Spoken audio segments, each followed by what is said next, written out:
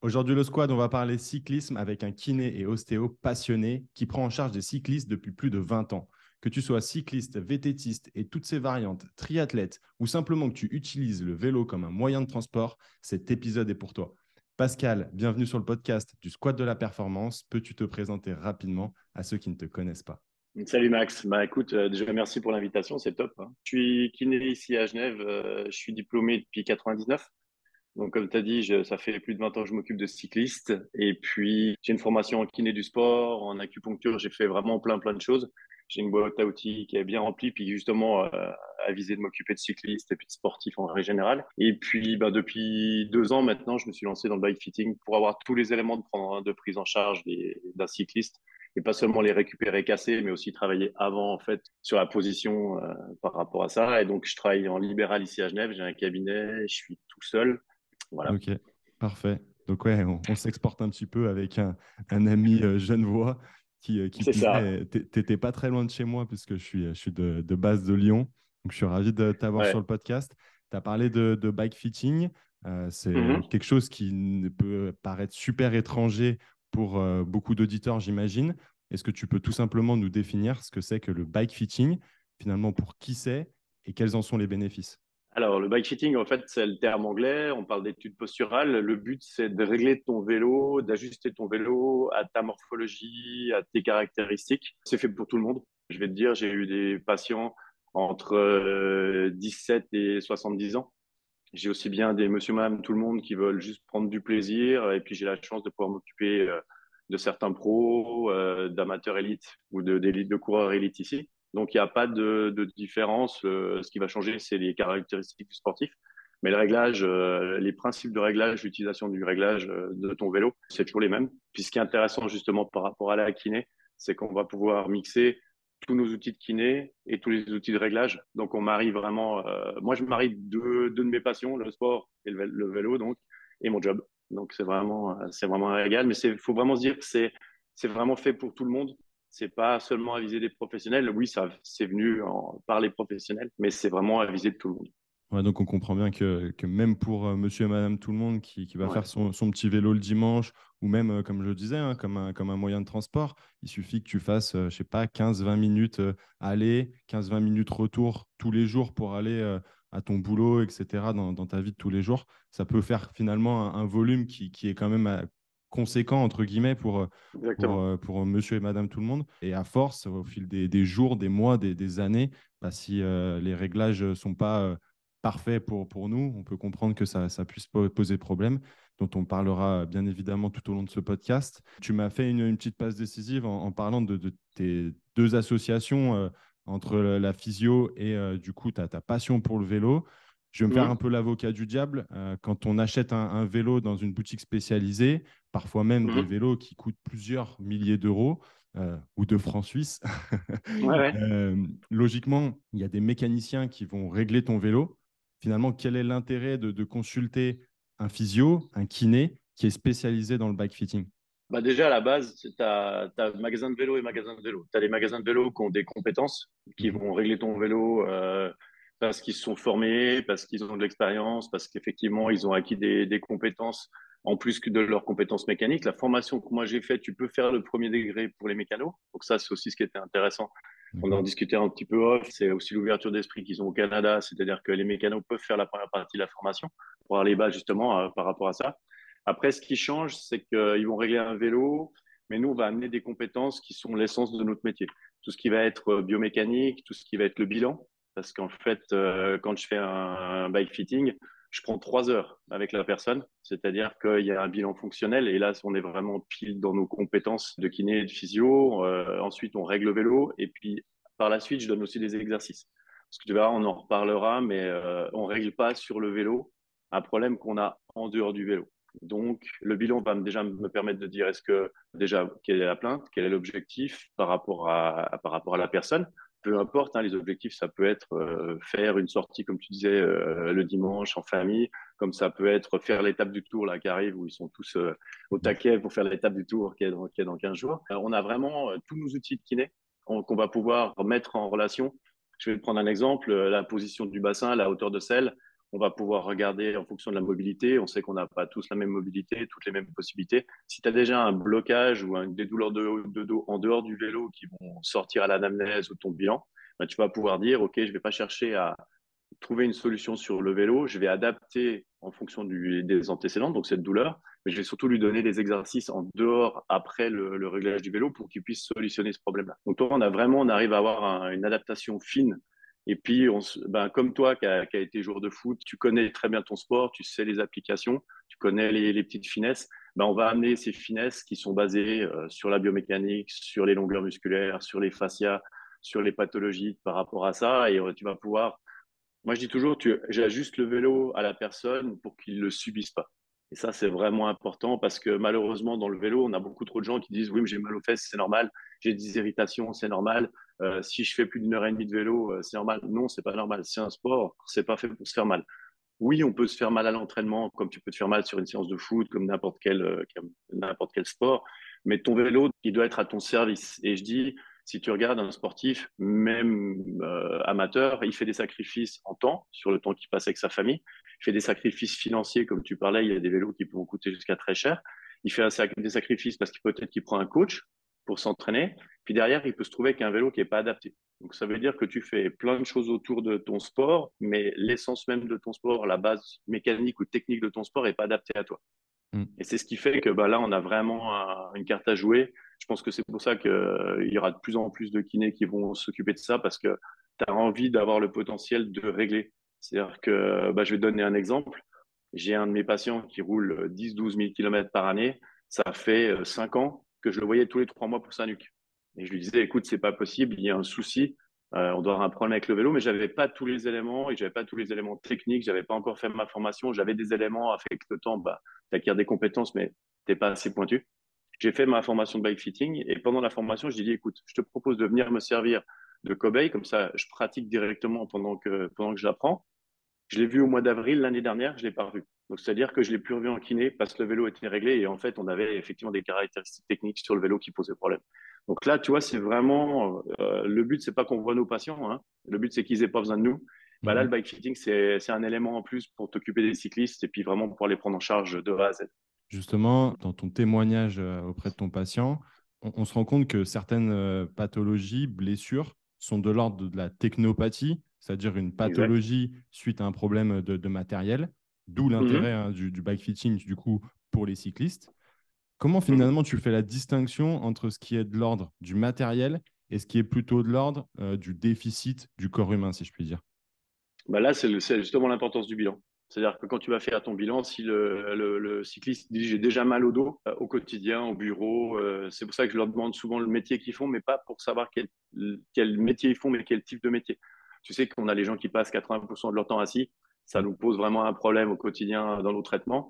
Bah, ça va être la même chose reportée sur le bike fitting, c'est-à-dire que si tu as quelqu'un qui est 80% du temps assis, qui a des douleurs de dos, c'est pas en lui faisant le bike fitting que tu vas le solutionner.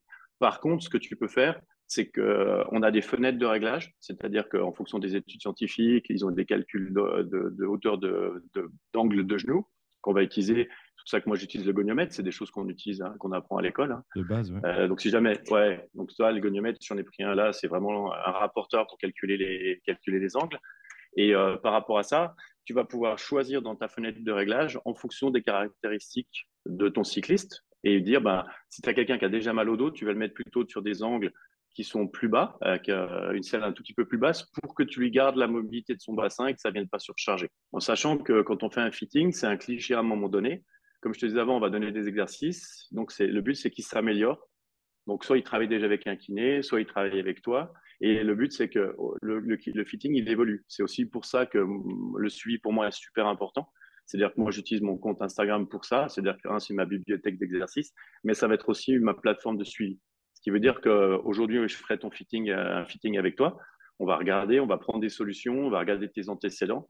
Et c'est là que tu peux déterminer si effectivement, il te dit, bah, j'ai mal au bout de 3 heures de vélo, mais j'ai jamais mal au dos. Donc là, tu te dis effectivement, on a un matériel qui n'est pas adapté ou souvent qui est mal réglé. Parce que ça, ça fait partie aussi des choses de base.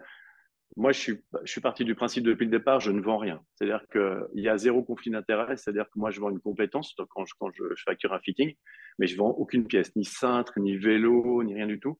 Donc, je vais amener une compétence, un réglage du vélo. Donc là, déjà, tu n'as pas de conflit d'intérêt. Le cycliste va te dire, ah oui, il me règle mon vélo, il ne cherche pas à me vendre une selle ou un cintre. Donc déjà, ça, c'est important. Pour Mm, moi, en tout cas, c'était important. C'est ce bien qui sûr. ressortait un peu des interrogations qu'on avait avant. Puis effectivement, si tu dis, bah, j'ai mal au dos à cause du bureau, bah, effectivement, ça, c'est un problème off the bike, hein, comme le prof dit.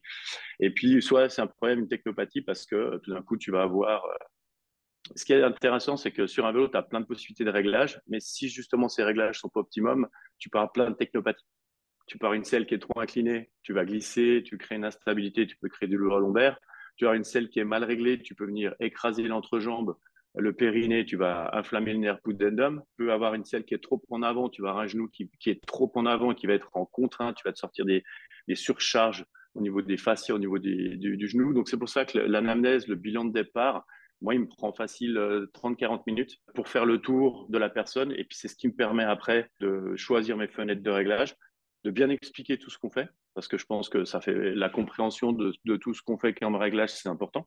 C'est aussi important parce si tu lui donnes les outils, soit de se continuer à s'occuper de son vélo, soit de dire, bah, tiens, j'ai de nouveau une pathologie et je vais pouvoir dire, bah, il y a quelque chose qui va pas. Et là, tu peux leur donner aussi, leur redonner des espoirs parce que ah, mais j'ai toujours eu mal au dos, ou j'ai toujours eu mal sur le vélo. Ben non, c'est pas une fatalité. C'est pour ça que là, le bilan, je te dis, technopathie, problème en dehors, c'est vraiment la base. Et je pense que ça, c'est un de nos atouts physio.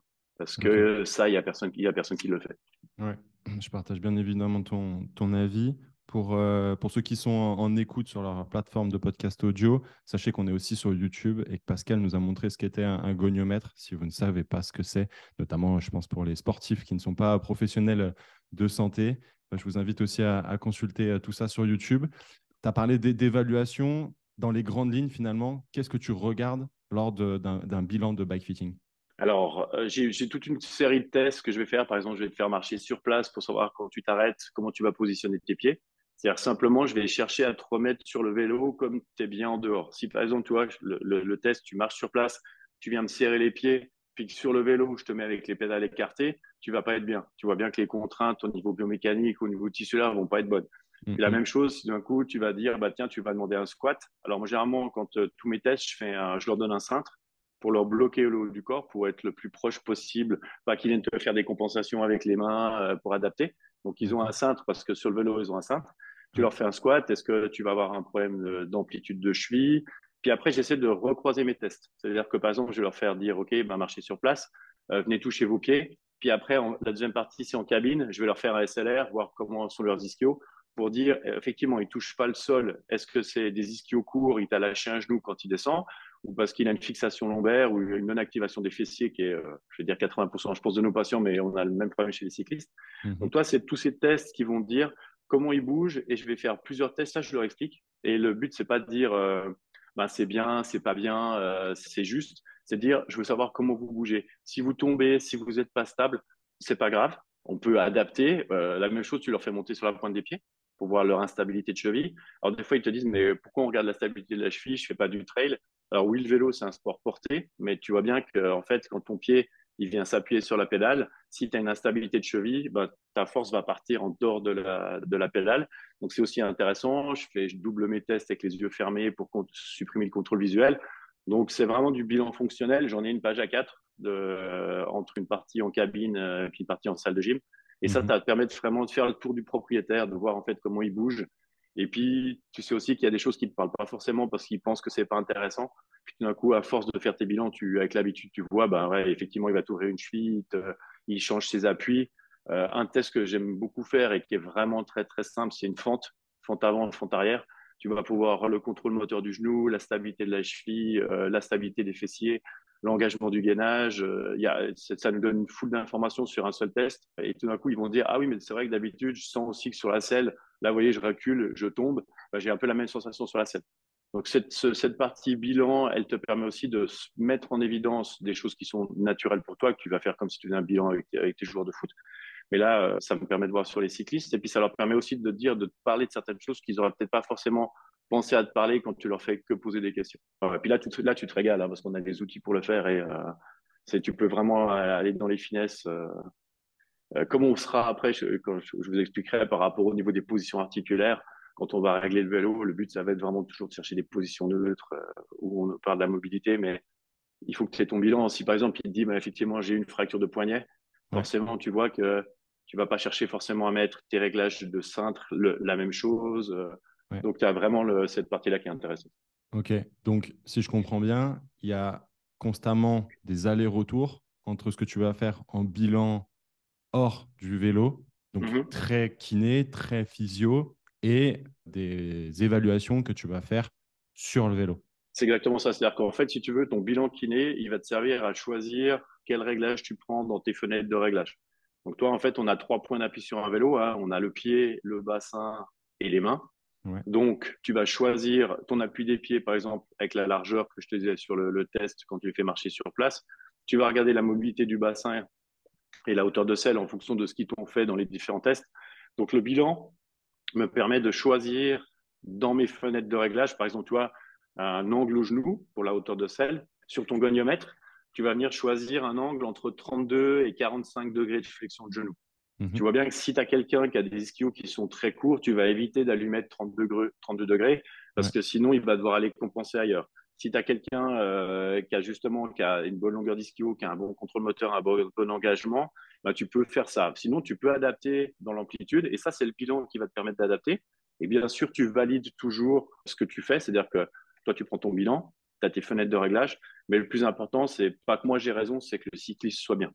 Et donc, tu Mhm. valides toujours, tu prends des options, oui, ton expérience, tes compétences, ta formation, mais après, derrière, il faut que lui soit bien.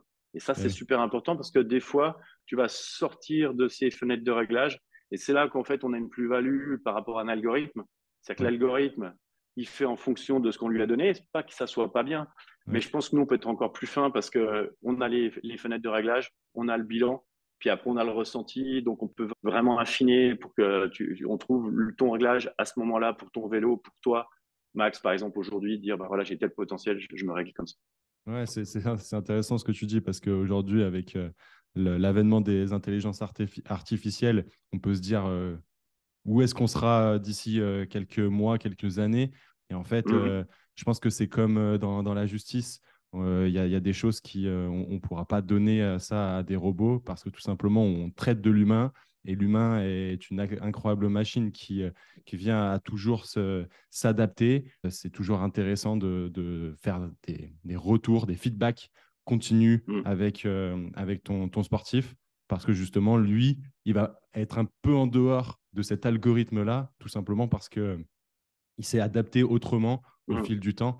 Et ce que je trouve intéressant, c'est qu'effectivement, tu as parlé d'une cheville. Je pense que tous les cyclistes qui nous écoutent, il y en a plein qui se seront fait la même réflexion. Et pour autant, bah, on comprend bien, comme tu l'as expliqué, que ça peut être un vrai facteur déjà d'inconfort, finalement, Mhm. sur le long terme, mais aussi, bah, tout simplement, hein, comme tu l'as expliqué, avec les vecteurs de force, bah, de performance. Mhm. Et ça peut être un vrai problème, effectivement. Sur les réseaux sociaux, tu parles beaucoup de préférences naturelles. Oui. Comment finalement tu les évalues et tu les prends en compte dans tes réglages de bike fitting?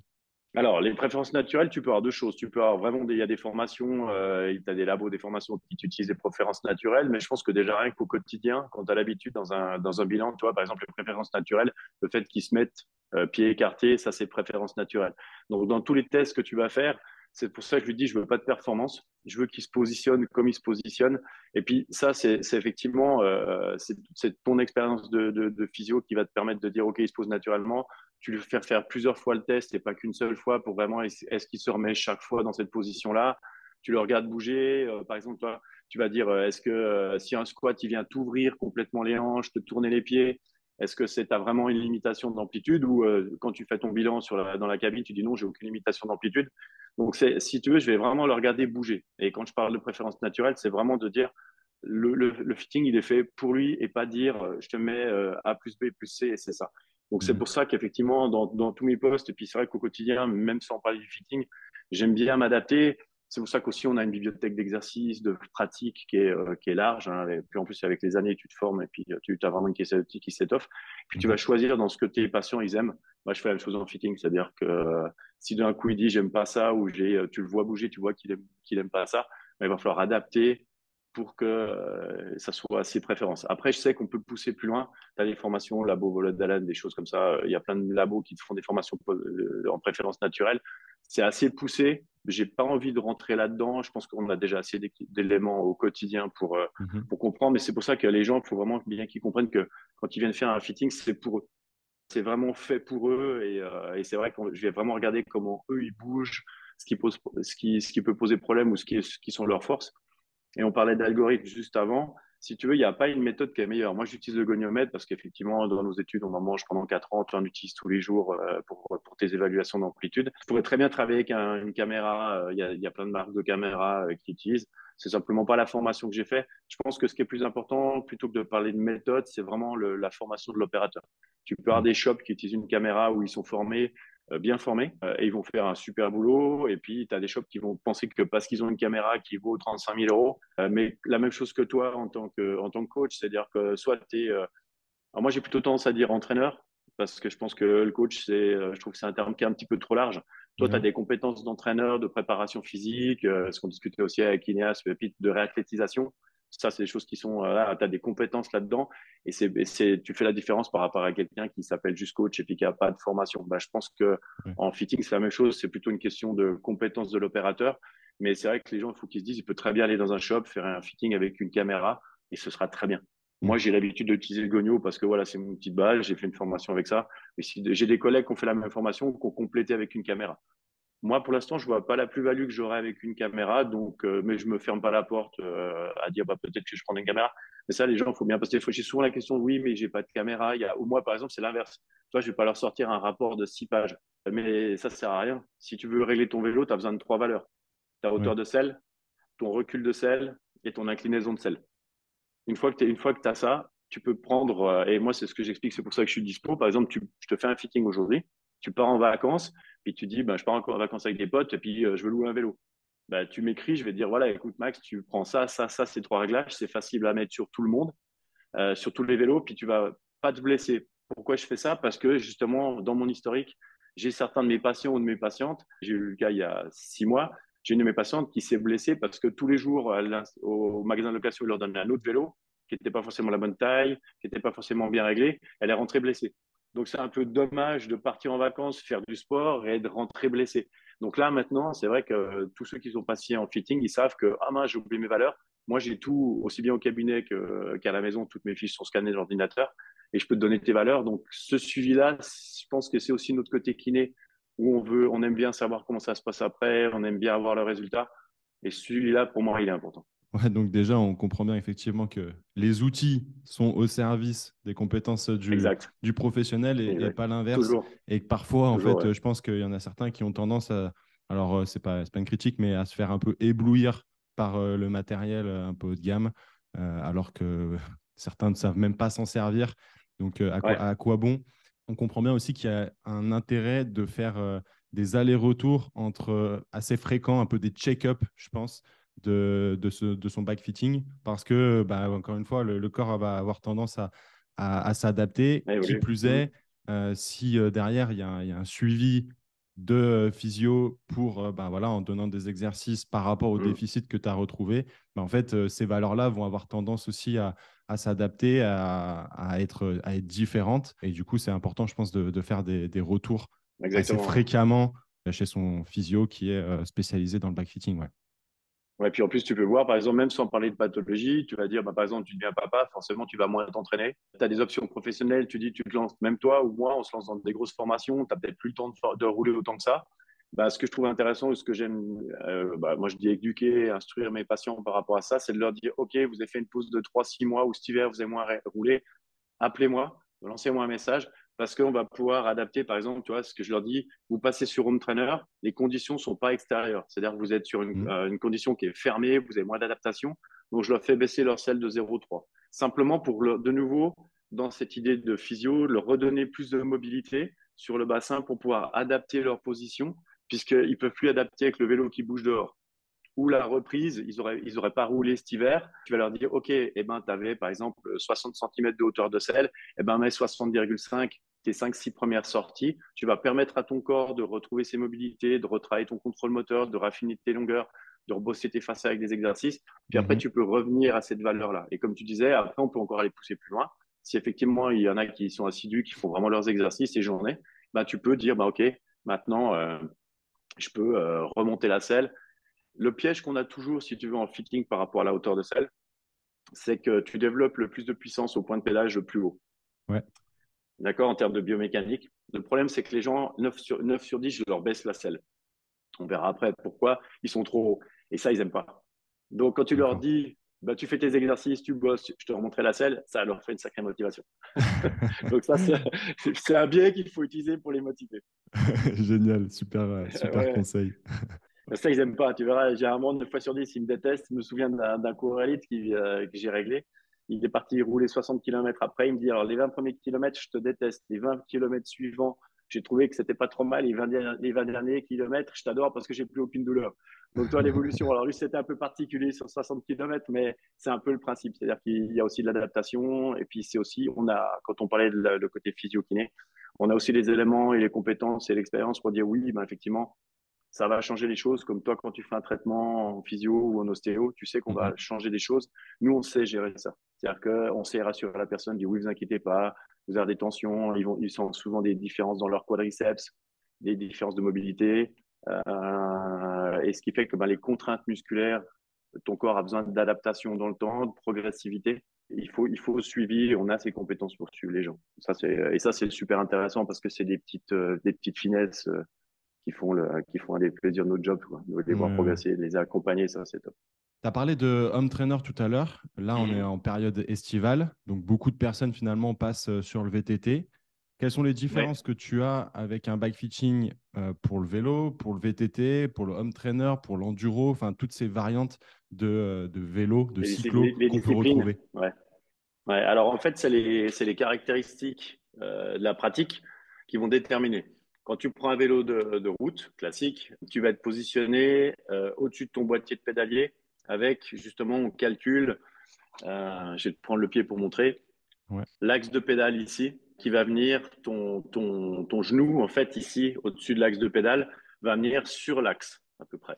Si on va faire du triathlon, comme tu as une position qui est plus en avant sur des prolongateurs, tu vas avancer ce genou pour être en avant de l'axe de la pédale. C'est-à-dire que tu vas déplacer ton centre de gravité un peu plus sur l'avant, parce que dû à la spécificité de la position, ou en compte la montre, par exemple. Si par exemple tu fais du gravel, par contre, tu vas venir déplacer ton centre de gravité un petit peu en arrière de l'axe de la pédale.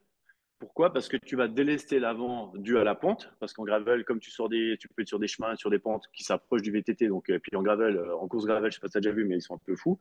Donc, ils passent en vélo de route ou des fois, tu passes en VTT, quoi, en gravel. Donc, tu vas déplacer son centre de gravité simplement pourquoi? Pour pouvoir gérer la pente et pouvoir délester la roue avant s'il y a des branches, s'il y a des trous, pour pouvoir justement délester cette roue avant, sauter, engager. Et en VTT, c'est la même chose. C'est-à-dire que tu vas déplacer ce centre de gravité. Et tu vois bien qu'en termes de biomécanique, quand tu vas déplacer ce centre de gravité, tu n'as pas les mêmes angles au tronc, tu vas plus avoir les mêmes angles au genou. Et tu vas permettre aussi, tu vas être un tout petit peu plus bas. Par exemple, tu viendras avec ton vélo de route et ton gravel. Je vais te mettre un tout petit peu plus en arrière avec ta selle et un tout petit peu plus bas pour que, comme je te disais, tu aies une meilleure mobilité de bassin, que tu aies ton potentiel qui soit vraiment adapté à ta pratique. C'est ce qui fait aussi la différence et les petites finesses de réglage, où tu peux venir avec un vélo de route et un vélo de gravel pour la même personne, avec le même bilan, bah, tu vas pouvoir être spécifique à la pratique. Et ça, c'est vraiment super, super intéressant, super impressionnant parce que justement, il va sentir la différence alors que tu as la même personne, mais dans deux pratiques différentes. Donc, tu adaptes la machine toujours avec les réglages, les adaptations qui sont dues à la personne, mais en fonction de la technique, pardon. C'est pour ça que c'est intéressant aussi de rouler. Parce que si alors moi, j'ai jamais fait de triathlon, mais à la longue, j'ai commencé à m'occuper de triathlètes. Toi, je massais des triathlètes quand j'étais étudiant. J'ai fait mes deux, trois premiers sous comme ça. Donc, que tu à force, tu connais un peu les spécificités. Dans la Mhm. formation, ils te donnent les éléments de réglage. Puis après, quand tu roules, effectivement, en gravel, VTT, tu sais que tu veux pas être en avant. Alors, tu peux avoir des petites adaptations. Tu vois maintenant en Coupe du Monde, vraiment au niveau mondial, maintenant, ils sont positionnés sur le vélo de cross-country quasiment comme sur des vélos de route. C'est aussi pour ça que si tu regardes, tu as plus de chutes spectaculaires où ils passent au-dessus parce qu'ils ont de moins en moins de marge de manœuvre. S'ils évaluent pas assez bien, s'ils sont un peu vite ou s'ils ils se font surprendre, bah, ils passent au-dessus parce qu'ils ont plus cette marge. Mais ça, c'est pas intéressant à mettre pour monsieur, madame, tout le monde parce que tu vas leur faire prendre des risques et tu vas leur rien leur amener. Donc, Mm. c'est Parce que c'est pas. diminuer cette marge-là est un facteur finalement de performance. Alors, c'est un facteur performance parce qu'ils augmentent leur puissance de pédalage. Ouais. Ils ont une position qui est beaucoup plus agressive. Ils Ok. vont être beaucoup plus hauts. Donc, effectivement, comme je te disais, ils développent une puissance de pédalage qui va être beaucoup plus facile à ramener. Ils ont aussi des vélos. Il faut aussi voir la différence. Ils ont aussi des vélos qui leur permettent d'aller dépasser ces capacités techniques que toi ou moi, on se fait embêter avec nos vélos standards. Alors, Mhm. tu peux accéder à leur vélo, hein, tu peux acheter la même chose, mais ils ont aussi des potentiels qui sont différents. Bien sûr. C'est leur job, voilà, comme un joueur pro Mhm. en foot, bah, il n'a pas les mêmes contraintes, il n'a pas le même potentiel que bah, cycliste, c'est la même chose. C'est pas parce que Toi, tu as j'ai les profité chaussures de Ronaldo que tu joues comme Ronaldo. que tu gagnes la Coupe du Monde. Je profite d'avoir le pied pour te montrer, on parlait de biomécanique. Toi, une Yes. des choses qui va être importante, c'est que, par exemple, le réglage de l'axe de la pédale, Ouais. souvent, je me retrouve avec des réglages qui ont été faits sur la tête du premier méta. Donc, tu Ouais. vois bien qu'en fait, tu vas avoir un pied qui va venir s'effondrer ici. Alors que si tu fais un réglage, forcément, bah, par rapport à la formation de physio et la biomécanique, en fait, tu vas prendre une médiane entre le premier et le cinquième méta. Et D'accord. ça change quoi? C'est qu'en fait, tu changes ta surface d'appui. Toi, plutôt que d'avoir un pied qui va pivoter, qui vont venir te mettre une surcharge sur le genou, ça fait souvent des douleurs face extérieure du genou, ce genre de choses, alors que tous tes réglages sont justes. Mais Mhm. si tu as qu'à la même main réglée, tu pivotes. Si tu translates sur cette médiane, tu vois que les rapports de levier sont différents. Et là, tu vois un pied qui va pouvoir pédaler à plat. Ça fait partie des petites finesses où je me retrouve souvent, allez, 99% du temps avec des réglages sur la tête du premier méta parce que ça se faisait comme ça il y a 20 ans. Mais maintenant, on sait qu'en biomécanique, et puis nous, c'est facile à trouver. Donc, nos repérages, on va prendre premier, cinquième, on prend une médiane ici et les gens sentent vraiment une grosse différence. Et ça Ok. fait partie de notre job de kiné, de physio, Bien sûr. parce que tu connais ça, tu connais la biomécanique et le respect de l'appui, ben, c'est là que tu t'amènes sur des petits détails hein, comme ça, mais tu amènes vraiment une grosse plus-value. Mm, mm, mm. Ouais, je trouve ça intéressant. Déjà, tu parlais voilà, de ces différences au niveau des disciplines. Déjà parce Mhm. qu'il y en a qui sont, on va dire, à presque 100% sur une discipline. Donc, en fait, si vous êtes évalué, géré par une personne qui ne prend pas en compte ces différences au niveau des disciplines, en fait, ça peut être problématique. Et surtout, bah, en fait, il y a plein de sportifs qui ont tendance à changer. Bah, tout simplement, voilà, période hivernale, peut-être un peu plus de home trainer, Mhm. période estivale, peut-être Exactement. passer un peu plus sur des sports voilà, de montagne, etc., type VTT et tout ça. Et bien que, bien évidemment, le vélo de route soit aussi très montagneux, bien évidemment. Mais voilà, je veux dire, il y a possibilité de vraiment changer. Et puis, il y a des gens voilà, qui font aussi du triathlon, etc. Donc, bien prendre en compte tout ça, c'est important. Je pense que ça me paraît essentiel, comme tu l'as très bien précisé. Est-ce que finalement, il n'est pas préférable de faire une évaluation avant, puis après l'achat d'un vélo? Comme on l'a dit, parfois en plus de ça, c'est des vélos qui coûtent un certain prix. Donc, Mhm. qu'est-ce que tu penses de ça? Est-ce qu'il faut le faire avant, après, les deux? Alors ça, c'est l'idéal. J'ai déjà eu, en fait, ça tombe très bien, je vais donner un exemple. J'ai deux clients, en fait, qui ont commandé des vélos très chers. C'est le vélo de Pogacar, tu vois, c'est des Colnago V4 RS. Donc, c'est des vélos qui sont vraiment très chers. Et ils sont venus faire un fitting avant de valider la commande finale. Pourquoi? Parce qu'il y a des options techniques sur un cintre. Par exemple, tu as ce qu'on appelle des combos. C'est-à-dire que maintenant, tu as un cintre potence en une seule pièce. Mais il faut Ouais. savoir que ça vaut la bagatelle de 800 à 900 francs ou euros. Hein. Donc, tu te trompes pas parce qu'une fois que tu l'as commandé, tu peux que changer. Donc là, on a pu faire un fitting au mois de mars quand ils finalisaient la commande sur leur vélo actuel. J'ai fait les réglages, on a fait le fitting et puis on a pris des options de réglage que je viens de valider. Je les ai eus il y a 15 jours et la semaine dernière et tout joue. C'est-à-dire que effectivement sur un vélo comme ça, on a pu faire des réglages pour dire le bilan, les préférences naturelles, le potentiel, avec deux personnes qui ont des gabarits complètement différents et des niveaux qui sont plus ou moins les mêmes, mais on a pu choisir. Donc, dans l'idéal, c'est effectivement, c'est quand tu hésites, c'est de dire, bah, je fais un fitting avec mon vélo actuel. Ça peut être des fois un peu plus compliqué si tu n'as pas de vélo. C'est-à-dire que si tu dis, je commence le vélo de route, j'ai pas de vélo. Après, on a des moyens de faire. On peut calculer avec l'entrejambe, on peut calculer avec certaines choses pour définir plus ou moins la taille. On peut regarder. Maintenant, ce qui est assez bien fait, c'est que les fabricants te donnent la cartographie, c'est-à-dire les géométries, les hauteurs de tube de telle, les longueurs, le type de géométrie que tu peux avoir. Donc, tu peux orienter des choix par rapport à ça. Donc, ça, c'est vraiment l'idéal parce que tu travailles avant. Mhm. Ça t'évite d'avoir des erreurs après, de te retrouver avec des vélos trop grands. Donc, ça, tu peux le faire. Maintenant, tu peux aussi récupérer des erreurs, c'est-à-dire que tu peux avoir des shops qui ont vendu des vélos trop grands, des gens qui ont voulu acheter des vélos d'occasion. Ben, c'est pas forcément perdu. Et j'ai en tête une de mes patientes là qui a craqué sur un vélo. Elle fait du triathlon. Puis en fait, au final, elle s'est rendue compte que son vélo était une trail trop grand. Elle était perdue. Elle disait c'est pas possible. Puis en fait, en faisant le fitting, il faut savoir que après, c'est aussi important de connaître bien ton matériel. Par exemple, tu vois derrière, j'ai tout un assortiment de selles. J'ai tout testé. C'est-à-dire Ok. que sur le même parcours, 20 km en montée derrière chez moi, j'ai évalué comment t'es posé dessus. Tu vas avoir différentes formes de selle sans rentrer trop dans le technique, hein, mais il faut savoir que les gens, en fait, la selle, on a plusieurs formes de selle, hauteur de selle, rembourrage et tout ça, et on peut vraiment adapter ça aussi, la selle, à la pratique. Et pour cette patiente-là, ben, on a pu prendre une selle en forme en V, donc c'est une selle qui a une forme en assise. Je vais te montrer, comme ça parlera plus. Donc, c'est genre de sel, tu vois. C'est-à-dire que tu vois que la forme s'évase assez rapidement avec une grosse surface d'appui derrière. Donc, ça va permettre d'avancer la position assise. C'est-à-dire que quand tu vas prendre ici, plutôt que de venir t'asseoir derrière, en fait, tu t'assois ici. Tu as ton appui, mais la forme de la selle en V fait que tu vois, tu viens t'appuyer ici. Et les technicités aussi en fonction des marques, tu peux avoir des longueurs de rails qui sont complètement différentes. Donc, même Mhm. quelqu'un qui aurait acheté un vélo trop grand, il y a des solutions quand tu connais ton matériel. Et là, typiquement avec elle, entre l'assise ici, le changement, j'ai gagné 2,5 cm d'avancée de selle en respectant toujours sa biomécanique. Ce qui D'accord. fait que sur un vélo une taille trop grande, on a pu compenser et trouver une solution parce que quand tu connais ton matériel, comme toi, tu vas pouvoir choisir, comme tu parlais de tes crampons, bah, tu vas pouvoir dire, bah voilà, tel type de crampon en fonction des antécédents, tu vas éviter d'avoir quelque chose qui a trop d'accroche, c'est quelqu'un qui a déjà fait un croisé, tu vas avoir un appui, tu vas chercher un déroulé de pied qui est différent, bah, on peut trouver la même chose sur une selle. Et c'est pas que la selle, tu parles le cintre, tu parles la potence, tu peux avoir, c'est important de connaître le matériel. C'est pour ça que je te dis, c'est aussi important de rouler. Tu peux pas dire du jour au lendemain, je vais décider de faire du fitting si tu roules pas, t'as jamais eu mal aux fesses, t'as jamais eu mal au dos. Et ça, c'est aussi une des choses pour dire par rapport à la formation. Ça faisait longtemps que je voulais la faire.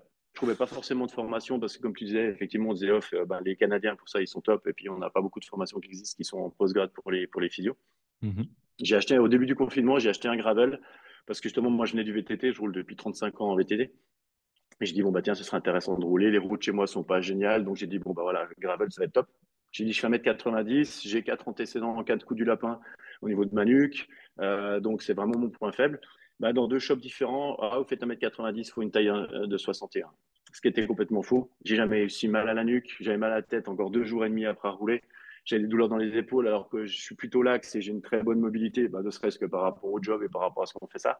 Et Mhm. j'étais vraiment dans l'archétype de dire, bah, on m'a vendu un vélo trop grand, on n'a pas tenu compte de mes antécédents, c'était pas du tout adapté, le vélo était mal réglé. Et ça, c'est ce qui a fini de me faire basculer, dire maintenant stop, je veux les éléments. Déjà, je veux comprendre pour moi. Je pense que tu fonctionnes la même chose, hein. Quand il y a des choses, on veut savoir pourquoi ça Évidemment. fonctionne comme ça.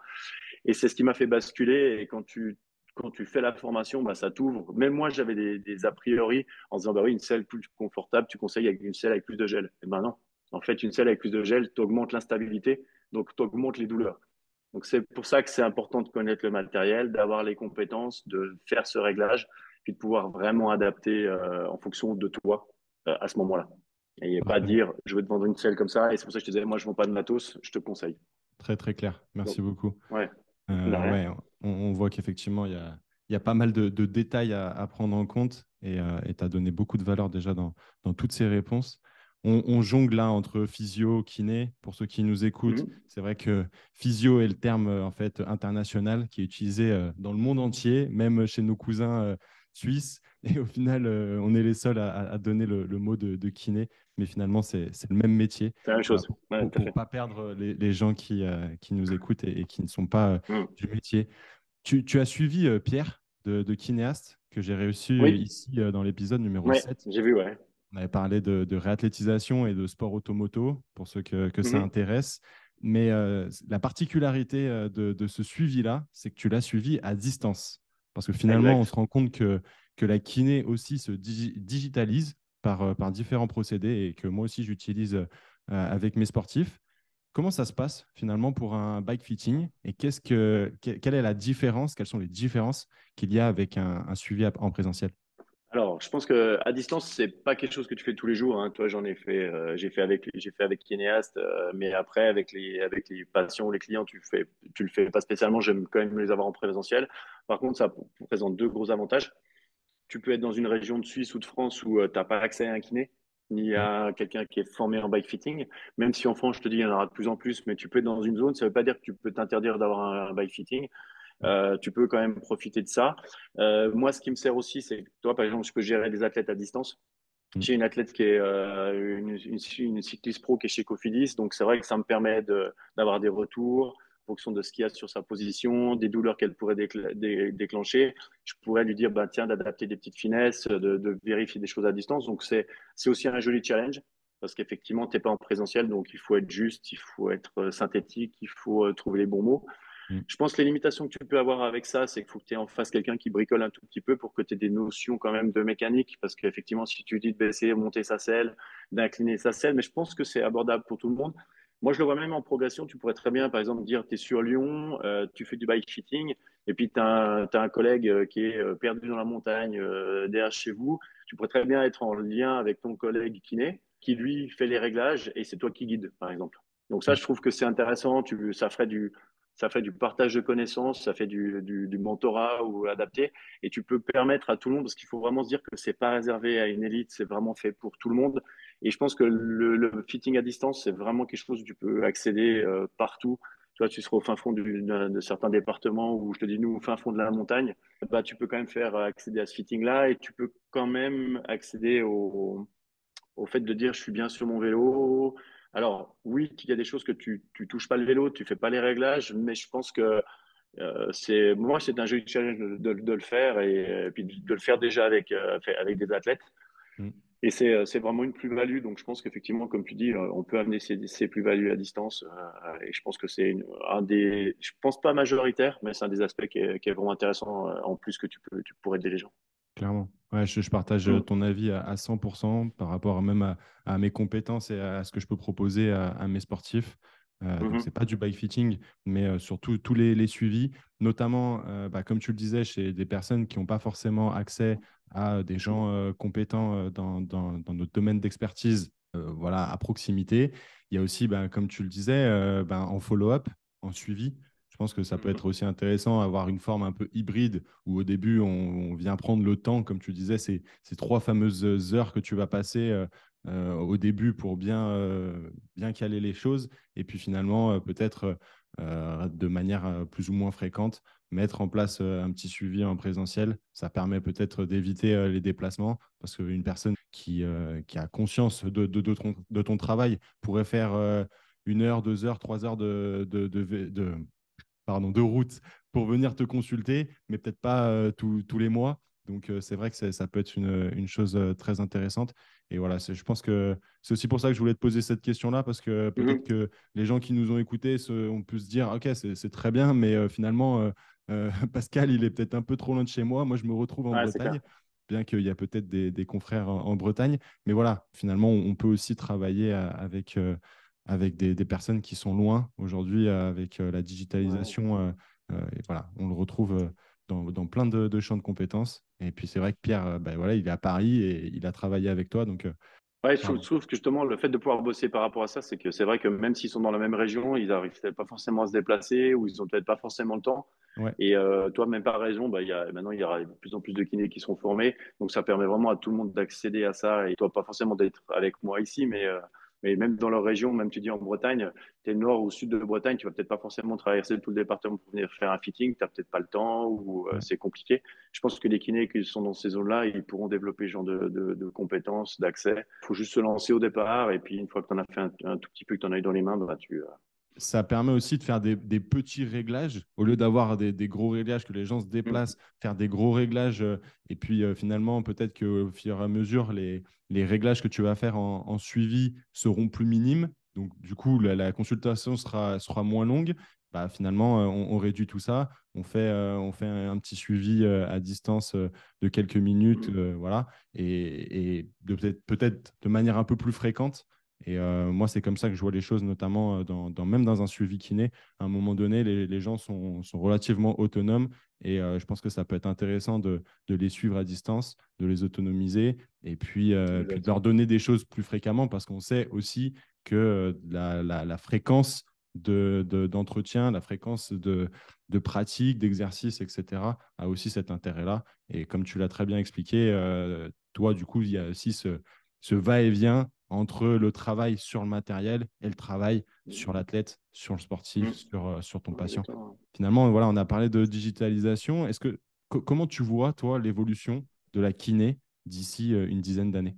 On a deux choses. Je pense que déjà en présentiel, déjà rien qu'avec dans nos formations, je pense faut qu'on arrive à faire la part des choses entre ce qui a été la flambée de l'EBP et puis ce qui est l'expérience et la clinique.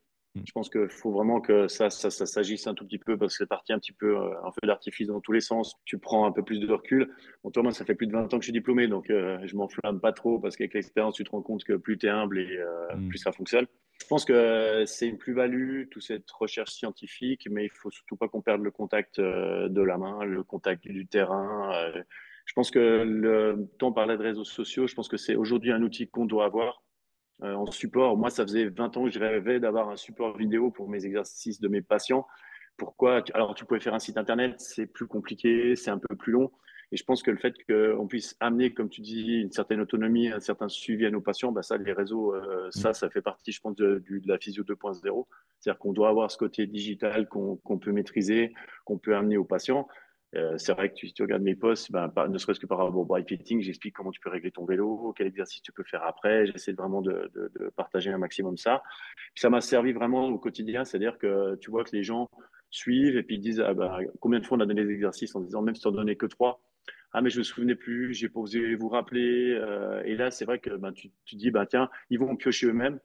Moi j'ai des patients qui se sont remis au vélo parce qu'ils m'ont vu faire des tutos au vélo, parce qu'ils m'ont fait donc bah, dans cette démarche de dire on les fait bouger, on les rend autonomes, ça je trouve que c'était un des plus beaux compliments. Toi, je veux dire même des gens qui étaient en Clairement. surpoids qui se sont remis au vélo et il dit, mais j'ai adoré, ça m'a donné envie. Je me suis rendu compte qu'en fait, c'était abordable pour tout le monde. Donc, je pense que ça, cette proximité qu'on a avec les gens, même si les réseaux sociaux, des fois, ça a un peu des travers, bon, en même temps, moi, j'ai que du positif par rapport à ça. Donc, ça peut être vraiment un outil. Donc, je pense que l'évolution, c'est que, il faut vraiment qu'on s'adapte à nos outils, qu'on fasse la part des choses, qu'on s'occupe des gens, qu'on reste humble. Ça, je crois qu'il faut vraiment que ça soit le fil par rapport à ça, pour vraiment dire, bah, je m'occupe de mes patients, je suis impliqué dans mes traitements. Donc, je pense que cette évolution-là, elle est sympa, mais ça va être sympa parce que j'ai ma fille maintenant qui vient de passer le bac et qui va se lancer dans les études de kiné, donc je vais avoir un retour en Ok. direct des nouvelles études, tu vois, donc ça va être sympa, ça va être sympa. Donc, donc j'aurai en direct live le retour, je te dirai si on a pris 20 ans ou pas, mais non, je pense pas, mais on a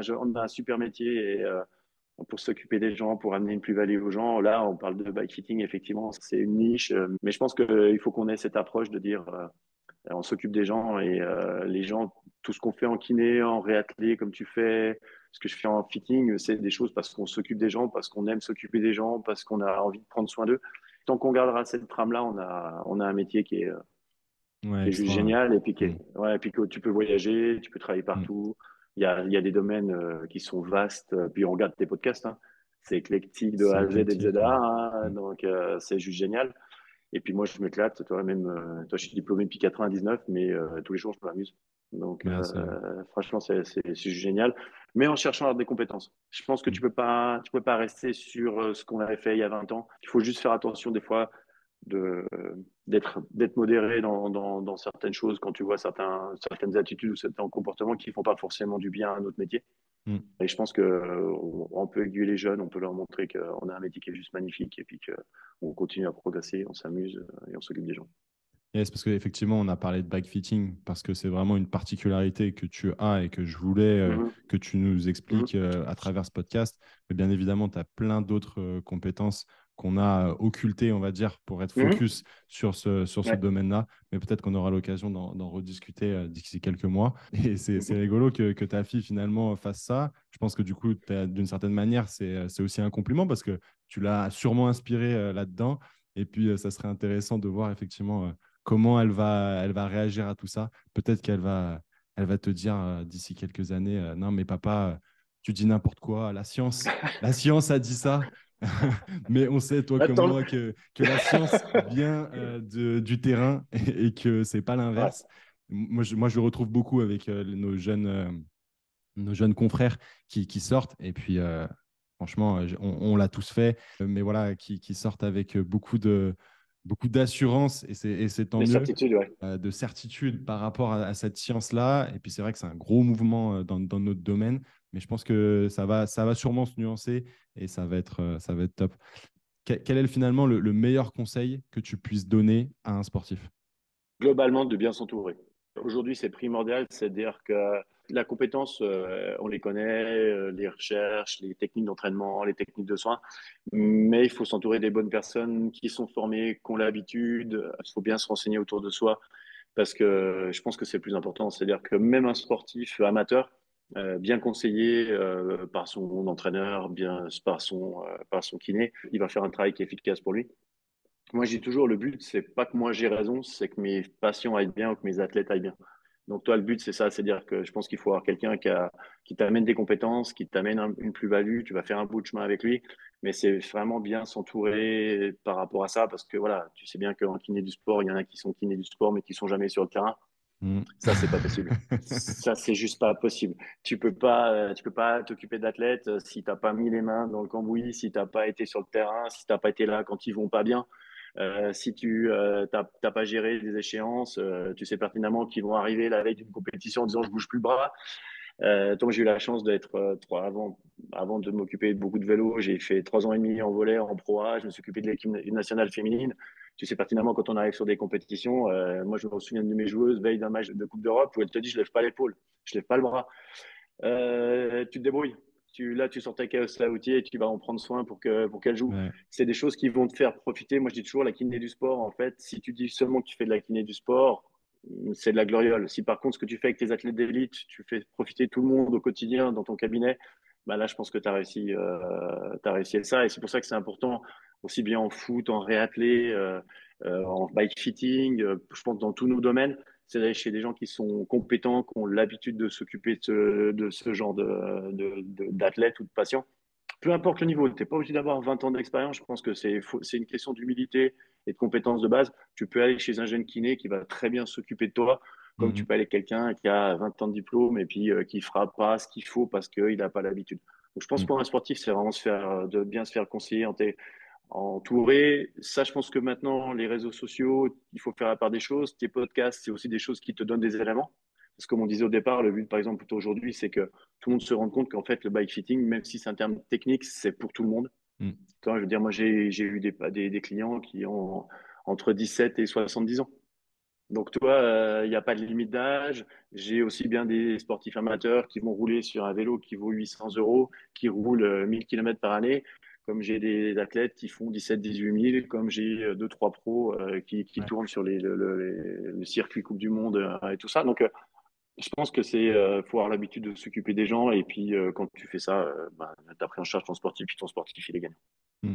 Je trouve ça drôle que tu nous parles de kiné du sport et de terrain, parce que ceux qui écoutent, qui ont l'habitude d'écouter le podcast, savent mon point de vue sur le sujet. Pour faire le lien avec une de tes réponses précédentes, je pense que c'est important de s'entourer de personnes qui savent Mm. s'entourer, et notamment Ouais. ce fameux kiné qui est très bien, qui a plein de compétences pour t'accompagner, mais qui n'a pas ces compétences de bike fitting et qui va pouvoir s'entourer d'une personne comme toi et de collaborer pour pouvoir amener le meilleur à son sportif. Et je pense que c'est ça qui est vraiment génial. Et c'est aussi une des missions, bien évidemment, du podcast. Est-ce que tu aurais C'est top. une ressource, un livre, un podcast, un documentaire à nous conseiller? Alors, pour le fitting, je pense il y a un livre qui est vraiment, qui vulgarise tout ça. Livre de Phil Burt. Alors, il est un peu difficile à trouver en français maintenant, tu le trouves en anglais. Mhm. Phil Burt, ça a été le chef kiné de la Fédération anglaise de vélo. C'est lui qui a amené Boardman, les Anglais qui ont été champions olympiques. Il a été chef physio chez Sky à l'époque, Ineos. Il a un bagage énorme. Tu peux pas être d'accord sur certaines petites choses avec lui, mais je pense que même pour un non spécialiste, c'est un bouquin qui est adaptable. Hein. Attends, je l'ai là, je vais vite te le chercher. Ouais. C'est ce bouquin-là. Ça, c'est vraiment une mine où il vulgarise vraiment. Même moi, je vais prendre des informations dedans. Même si tu as la formation, je trouve que c'est super intéressant. Après, ce qui peut être intéressant aussi, c'est le Physio Vélo, leur chaîne YouTube. Parce qu'effectivement, c'est des tutos. Toi, moi, je veux dire, pendant la formation, je me suis fait tous les épisodes de sa chaîne YouTube parce que ça m'a permis d'avoir de la pratique en visuel en même temps que je faisais ma théorie, en même temps que je commençais à m'occuper de mes premiers cyclistes. Guillaume, il vulgarise vraiment, il explique à tout le monde. Et c'est ce que je disais en off aussi, moi, sur un fitting, j'explique tout. Parce que c'est important que le cycliste comprenne pourquoi je change la hauteur de selle, pourquoi je fais ces réglages-là. Et c'est pas seulement leur dire c'est comme ça et point. Et je pense que comme dans tous nos traitements, si tu leur expliques pourquoi ils Mm. comprennent, ça prend encore tout son sens. Et ça, tu sais, avec des athlètes d'élite, parce que tu peux pas leur dire c'est comme ça. Tu leur dis, je te fais ça parce que ça va t'amener ça en plus-value. Je change par rapport à tes douleurs, par rapport à ta plainte. J'explique et je justifie ce que je fais. Je pense que c'est important parce que un fitting, c'est un partage. Clairement. Comme nos Mm. traitements, comme ta réathlétisation, comme tes prises en charge sur le terrain. Je pense que la trame, le fil rouge qu'on s'occupe de cyclistes ou joueurs de foot, il est la même. Elle est la même. Voilà, on veut amener quelqu'un quelque part en soins, en réathlé, en fitting. Je pense qu'il faut expliquer. Après, il y en a peut-être d'autres que je connais pas, mais je pense que si les gens qui s'intéressent, si tu veux déjà voir la chaîne Physio Vélo, tu prends le bike fit de Philbert, tu as déjà un Mm. bon bagage technique. Ouais, t'as déjà. Puis en plus, pour les professionnels, ça peut peut-être donner envie de faire la formation. Ouais, clairement. Peut-être te dire, j'ai des éléments, et puis bah tiens, je veux aller plus loin et je veux vraiment me former. Ou je veux déjà comprendre. Ce que je trouve toujours intéressant, c'est que ça te permet de comprendre pourquoi tout d'un coup tu as certaines pathologies. Quand tu parlais de technopathie, ça va t'amener de dire, bah tiens, un truc tout bête, toi, mais quand tu dis que ça te sert à tout le monde, elle n'est pas du tout venue pour un bike fitting, mais je savais pas que ma patiente venait à vélo. Douleur lombaire avec vraiment à répétition, puis je comprenais pas parce que mobilité, ça allait, exercice. Puis à un moment donné, elle est arrivée, elle a oublié son cadenas, donc elle est rentrée avec le vélo dans le cabinet. Sa selle était comme ça. Donc, tout le travail que tu fais, en fait, bah, tous les jours, comme tu disais, elle va au travail, bah, elle te détruit tout ce que tu as donné comme mobilité parce que elle est complètement penchée en arrière. Et son magasin de vélo lui disait non, on peut pas la régler autrement. Bien sûr que la selle réglée autrement. J'ai réglé la selle, on a eu fini le traitement parce qu'il y avait plus d'éléments extérieurs qui te replantaient la personne. Donc, je pense que si tu as ces compétences-là, tu peux dire, ouah, la selle, elle est à plus 5, elle est à moins 5. Vous êtes trop haut, trop basse. Et je pense que c'est accessible à tout le monde, ça. Je pense que Ok. ça peut être sympa, n'importe quel kiné peut y accéder. Ok, génial, merci beaucoup. Si tu pouvais De passer rien. un moment avec une personnalité, qu'elle soit vivante ou non, qui serait-ce et pourquoi? J'ai pas vraiment de personne avec qui j'ai envie de passer un moment spécifique. Et j'ai juste envie de continuer à faire des aussi jolies rencontres que je fais tous les jours au cabinet avec mes patients. Sur les 10 prochaines années, si j'ai autant de chance que les 10 dernières avec les rencontres que je fais avec mes patients ou avec des professionnels, hein, ce qu'on échange aujourd'hui, je trouve que c'est super riche. Mhm. Ce qu'on a échangé avec Pete ou ce que tu peux échanger. Ouais, ça c'est top. Il y a des personnes qui m'ont marqué dans mon parcours. J'ai eu de la chance de rencontrer des vieux kinés j'ai vraiment profité de leur expérience, de leur partage, de leurs 25, 30 ans d'expérience. Je leur suis très reconnaissant. Mais j'ai pas vraiment une personne. Je pense que vraiment au quotidien, mes patients dans le job, je me régale. Ça marche. Et puis toi aussi, je crois que tu transmets via la formation. Donc, c'est un éternel. Oui, justement, c'est parce que j'ai eu la chance d'échanger avec ces gens-là quand j'étais jeune kiné, quand Mm. tu travailles en équipe. Ouais, les 5 premières années de ma carrière, j'ai bossé dans une clinique, un service de médecine du sport dans un hôpital ici.